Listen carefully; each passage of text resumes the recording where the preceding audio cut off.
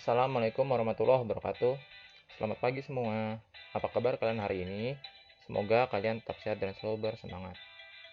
Hari ini kita akan membahas mengenai jaringan pada tumbuhan. Baiklah, mari kita mulai. Pertama, mari kita mengulang sedikit mengenai organisasi kehidupan. Seperti yang sudah kamu pelajari pada saat kelas 7, kehidupan tersusun atas berbagai macam hierarki atau tingkatan. Tingkatan yang paling kecil, misalkan kita mengambil ada sebuah pohon. Tingkatan yang paling kecil dari pohon adalah sel. Kumpulan sel akan membentuk suatu jaringan. Kemudian, kumpulan jaringan akan membentuk suatu organ. Organ akan membentuk sistem organ, dan sistem organ membentuk organisme. Hari ini kita akan mempelajari mengenai jaringan pada tumbuhan. Jadi, jaringan adalah sekumpulan sel yang memiliki fungsi dan tugas yang sama, sehingga memiliki suatu fungsi tertentu. Oke, jaringan pada tumbuhan dibagi menjadi 5 jenis. Yang pertama, ada meristem. Yang kedua adalah pelindung. Yang ketiga, jaringan dasar. Yang keempat, penyokong. Yang terbagi lagi menjadi jaringan kolenkim dan sklerenkim.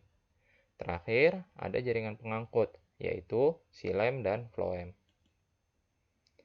Kita bahas pertama dari jaringan meristem. Jaringan meristem adalah jaringan tumbuhan yang paling awal atau jaringan paling muda pada tumbuhan. Jadi, pada benih tumbuhan atau tumbuhan yang baru tumbuh, bagian yang baru tumbuh, maka diawali dengan jaringan meristem. Contoh, kita dapat temukan jaringan meristem pada tunas, baik itu tunas akar maupun tunas batang. Sifat jaringan meristem adalah selalu aktif membelah, dapat tumbuh membesar dan berdiferensiasi atau berubah menjadi berbagai jenis jaringan yang lain. Berdasarkan letaknya, jaringan meristem terbagi 3. Yang pertama, meristem yang tumbuh ke arah atas atau meristem pucuk, dikenal sebagai meristem apikal. Kemudian, ada meristem yang membuat tumbuhan dapat melebar atau tumbuh ke arah samping. Meristem ini disebut meristem lateral. Kemudian, pada tumbuhan beruas, ada meristem yang tumbuh pada tiap ruasnya, disebut meristem interkalar. Selanjutnya, kita akan membahas jaringan kedua, yaitu jaringan pelindung, atau dikenal sebagai jaringan epidermis.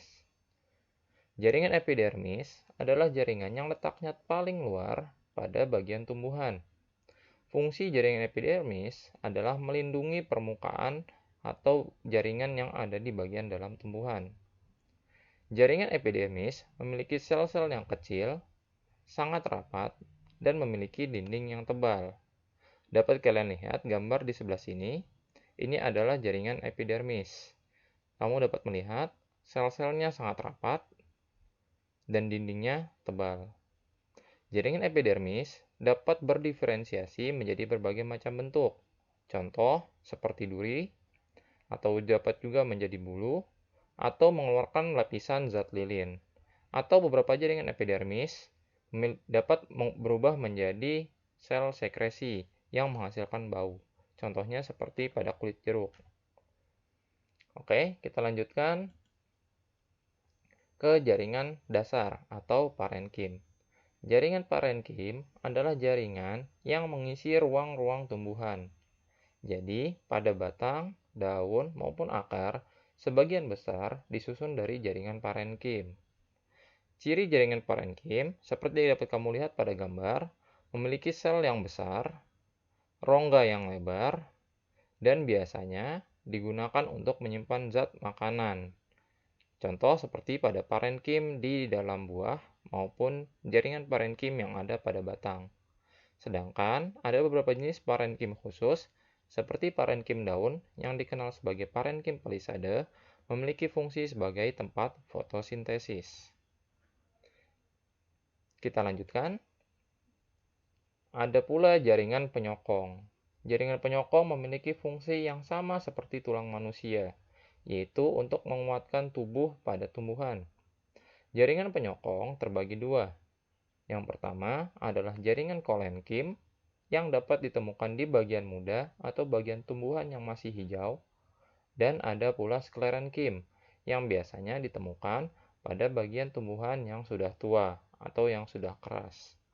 Dapat kamu lihat bentuk dari kedua jaringan ini, jaringan kolenkim dan jaringan sklerenkim. Jaringan kolenkim umumnya bersifat lebih lentur, lunak, dan dinding tidak dilapisi lignin atau tidak dilapisi zat kayu. Jaringan kolenkim ini dapat kamu temukan pada tumbuhan-tumbuhan yang berbatang hijau atau pada bagian muda pada tumbuhan.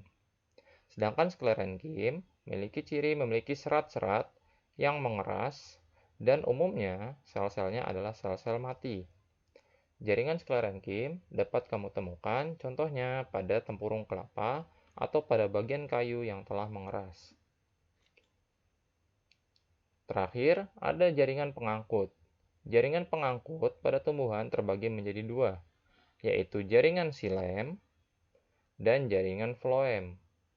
Jaringan xilem adalah jaringan yang punya fungsi mengangkut air dan zat hara dari tanah ke atas atau ke batang dan daun tumbuhan.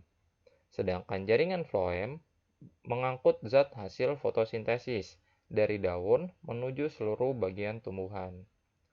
Pada batang, jaringan xilem umumnya berada di sisi dalam, sedangkan jaringan floem umumnya berada di sisi luar. Demikianlah 5 jenis jaringan dasar pada tumbuhan. Untuk selanjutnya akan lebih rinci saat kita membahas mengenai jaringan-jaringan pada akar, jaringan pada batang, dan jaringan pada daun. Kita tutup. Assalamualaikum warahmatullahi wabarakatuh.